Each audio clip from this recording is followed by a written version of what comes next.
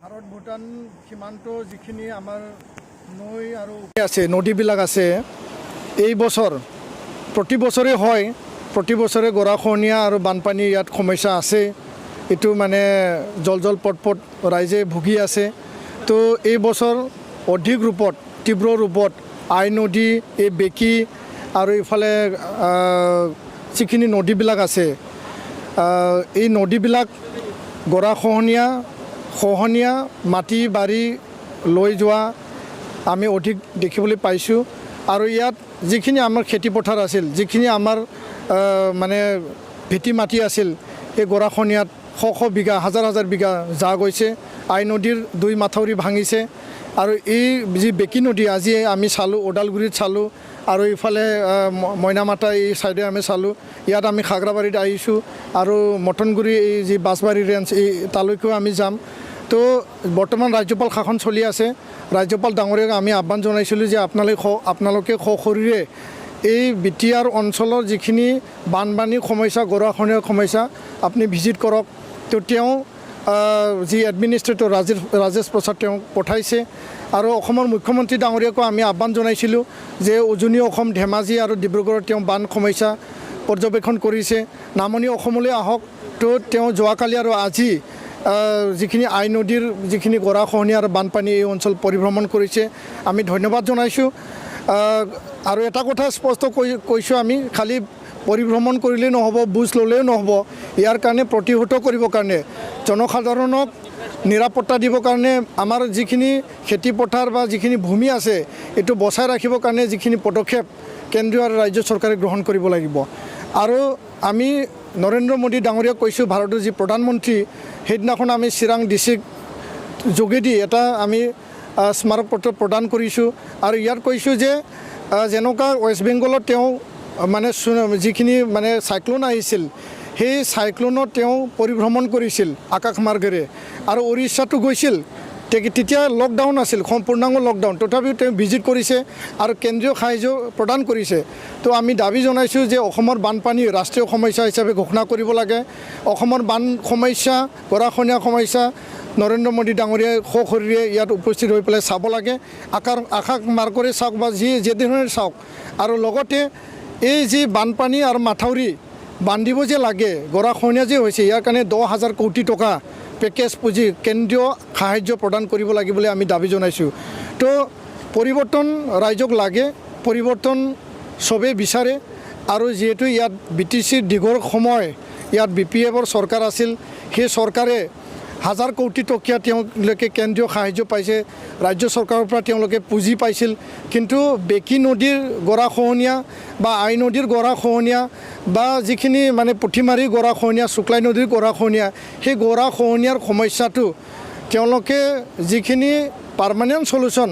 স্থায়ী সমাধানৰ কাৰণে কাম কৰিব লাগিছিল এটকা পইচাও এই গৰাখহনীয়াৰ কাৰণে পেলোৱা আমি দেখাবলৈ পোৱা নাই ৰাজ্য চৰকাৰৰ ৱাটাৰ ৰিচোৰ্চ ডিপাৰ্টমেণ্টে ঠিকাদাৰবিলাকক তেওঁলোকে কাম কৰিবলৈ দিয়া হৈছে কিছু 200 মিটাৰ 300 মিটাৰ জিঅ' বেগ ইয়াতে আমি বান্ধিয়া দেখা পাইছোঁ কিন্তু এইটো পাৰ্মানেণ্ট সলিউশ্যন নহয় এটা জিঅ' বেগ 200 মিটাৰত দিছে তাৰ তলত গৰাখহনীয়া হৈছে তাৰ ওপৰত গৰাখহনীয়া হৈছে তাৰ এইটো দি সমস্যা বৃদ্ধিহে হৈছে সমস্যা সমাধান হোৱা নাই তো আমি বিচাৰিছোঁ যে বেকি নদী দুই পাৰত মানে মটনগুৰিৰ পৰা লৈ পেলাই যি তলৰ অঞ্চললৈকে আছে যি বেকি দলঙলৈকে আছে তালৈকে পূৰ্ণাংগ পৰ্যায়ত মাথাউৰি বান্ধিব লাগিব বা জিঅ' বেগ পাৰ্কোপাইন যি ব্যৱস্থা আছে সেইটো মানে টেকনিকেল এক্সপাৰ্টে ভালকৈ ছাৰ্ভে কৰি পেলাই এইটো সমস্যা সমাধান কৰিব লাগিব তেতিয়াহ'লে এই অঞ্চলত ৰাইজে সুৰক্ষিত জীৱন যাপন কৰিব পাৰিব তো BPF দল মানে হাগ্ৰামা মহিলাৰী যি চৰকাৰ 17 বছৰ আছিল তেওঁলোকে পূৰ্ণাংগ বিফল হৈছে এই গৰাখহনীয়া বান সমস্যাক লৈ BPFৰ কাৰ্যকালৰ সময়ত যি মানে জেনেৰেল যি কাউন্সিলৰ এছেম্বলি হয় সেই এছেম্বলিত এবাৰো কোনো মানে বিধায়কে কোনো মানে EMA বা GMA তেওঁলোকে মানে MCLA উল্লেখ কৰা আমি দেখিবলৈ নাপালোঁ, কোনো প্ৰশ্ন কৰা নাই। ইয়াক লৈ হাগ্ৰামা মহিলাৰ খাম্পা বৰগোহাঁইয়ে কোনো দিনে আলোচনা কৰা নাই। তো আমি ভাবোঁ যে তেওঁলোকে ৰাইজৰ কাৰণে কেতিয়াও ভাবা নাছিল, কাম কৰা নাছিল। কাম কৰাত তেওঁলোকে ব্যৰ্থ হৈছে, ৰাইজক সুৰক্ষিত কৰাত তেওঁলোকে ব্যৰ্থ হৈছে। তো নিখিল বড়ো ছাত্ৰ সন্থা আমি স্পষ্টভাৱে কৈছোঁ যে BTR চুক্তিত যিবিলাক দফা আছে, BTR অধীনত যিখিনি উন্নয়নৰ পুঁজি আহিব, যিখিনি কেন্দ্ৰীয় চৰকাৰ ৰাজ্য চৰকাৰে টকা প্ৰদান কৰিব, সেই যি মানে নদীৰ যি গৰাখহনীয়া আৰু বানপানী, এইটো পূৰ্ণাংগ পৰ্যায়ৰ পাৰ্মানেণ্ট ছেটেলমেণ্টৰ কাৰণে, পাৰ্মানেণ্ট সলিউশ্যনৰ কাৰণে, স্থায়ী সমাধানৰ কাৰণে নিখিল বড়ো ছাত্ৰ সন্থা আহি থকা সময়ত যি পৰিৱৰ্তনৰ চৰকাৰ হ'ব, যি নতুন চৰকাৰ হ'ব, চুক্তি চাকৰকাৰীবিলাকে যি চৰকাৰ বনাবলৈ গৈ আছে, সেই চৰকাৰক আমি হেঁচা দি পেলাই, সেই চৰকাৰক আমি আলোচনা কৰি পেলাই কেন্দ্ৰীয়ৰ পৰা সাহায্য আনি ইয়াৰ কাৰণে পাৰ্মানেণ্ট সলিউশ্যন যাতে স্থায়ী সমাধান দিব পাৰোঁ, ৰাইজক সুৰক্ষিত কৰিব পাৰোঁ, ইয়াৰ কাৰণে আমি নিশ্চয় কাম কৰিম। আৰু এই সমস্যাক লৈ আমি সদায় চিন্তিত। আৰু ইয়াৰ কাৰণে আজিৰ তাৰিখত সেই 2 মাহ সময় যি বাৰিষা আছে, কেন্দ্ৰীয় চৰকাৰ ৰাজ্য চৰকাৰে ইয়াৰ কাৰণে টেম্পৰাৰী যিখিনি ব্যৱস্থা কৰিব লাগে, যিখিনি মানে খহনীয়াত মাটি জাগ হৈ আছে, এইটো বন্ধ কৰাৰ কাৰণে যিখিনি পদক্ষেপ ল'ব লাগে কেন্দ্ৰীয় আৰু ৰাজ্য চৰকাৰে লোৱাটো উচিত বুলি আমি আজি এই স্থানৰ পৰা আমি কেন্দ্ৰীয় আৰু ৰাজ্য চৰকাৰক আমি আহ্বান জনাইছোঁ। তো তেখেতৰ নেতৃত্বত যদি চৰকাৰ হয়, সঁচাকৈ পৰিৱৰ্তন বা সমন্বয় আহিব বুলি ভাবে নেকি? প্ৰমোদ বড়ো ডাঙৰীয়া নিখিল বড়ো ছাত্ৰ সন্থাক নেতৃত্ব দিছিল। আৰু এই অঞ্চলত যি অশান্তি এটা পৰিৱেশ আছিল, গণতান্ত্ৰিক আন্দোলন আৰু লগতে সশস্ত্ৰ যি আন্দোলন, সকলো একগোট হৈ পেলাই NDB ABSU সকলো ৰাইজৰ সকলো জাতি জনগোষ্ঠীক একেলগে লৈ পেলাই BTR অঞ্চলৰ উন্নয়ন সাধিবৰ কাৰণে, এই অঞ্চলৰ অনুষ্ঠান প্ৰতিষ্ঠান স্থাপন কৰিবৰ কাৰণে, সেই অঞ্চলত যিখিনি জলাঞ্জলিত হৈ থকা সমস্যা, গৰাখহনীয়া, বানপানীৰ সমস্যা, নিবনুৱাৰ সমস্যা, যিখিনি মানে আমাৰ দৰিদ্ৰ দুখীয়া ৰাইজৰ যিখিনি সমস্যা আছে, সমাধান কৰাৰ কাৰণে প্ৰমোদ বড়ো ডাঙৰীয়া আজি UPPL দলৰ সভাপতি হৈ তেওঁ নেতৃত্ব দি আছে। আৰু তেওঁ যিহেতু এজন ছিগনেটৰী স্বাক্ষৰকাৰী আৰু গোবিন্দ বসুমতাৰী যিহেতু এজন স্বাক্ষৰকাৰী দলত তেওঁলোকে আছে, তো আমি ভাবোঁ যে BSc চুক্তিৰ সময়ত চানচুমাক যেনেকুৱা ৰাইজে এটা মানে মেণ্ডেট দিছিল, BTC চুক্তিৰ পিছত হাগ্ৰামা মহিলাৰীকে ৰাইজে ইয়াত অধিষ্ঠিত কৰিছিল যে আপুনিয়ে চলাওক। তো তেওঁক অধিক সময় দিয়া হ'ল, 17 বছৰ তেওঁক দিয়া হ'ল। তো ৰাইজে এইবাৰ ভাবিছে যে নতুন দল, নতুন মানুহ, নতুন নেতা লাগে। আৰু যোৱাবাৰ যিবিলাক কাম নহ'ল, যিবিলাক কামৰ তেওঁলোকে ফেইলাৰ দেখুৱালে, তো ইয়াৰ কাৰণে ৰাইজে পৰিৱৰ্তন বিচাৰিছে। তো আমি ভাবোঁ যে ছ'চিয়েল মিডিয়াত যিবিলাক অপপ্ৰচাৰ, যিবিলাক ভুৱা প্ৰচাৰ হৈ আছে, সেইবিলাক নিৰ্বাচনৰ সময়ত আহে। আৰু এইবিলাক যদি সঁচাকৈ এইবিলাক কথা সঁচা আছিল,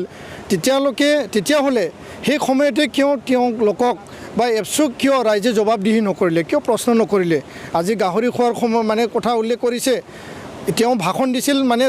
আধা ঘণ্টা, তো আজি 1.5 মিনিটৰ ভাষণটো গাহৰি খোৱাটোহে তাত সংযোজন কৰি দিয়া হৈছে। আজি NRCৰ কথা আহিছে, আজি কিবা ট্ৰাইবেল বেলেঞ্চ ব্লকৰ কথা আহিছে। তো আমি বিচাৰোঁ যে ইয়াত যথেষ্ট সমস্যা আছে, সেই সমস্যা একেলগে আমি সমাধান কৰিব লাগিব।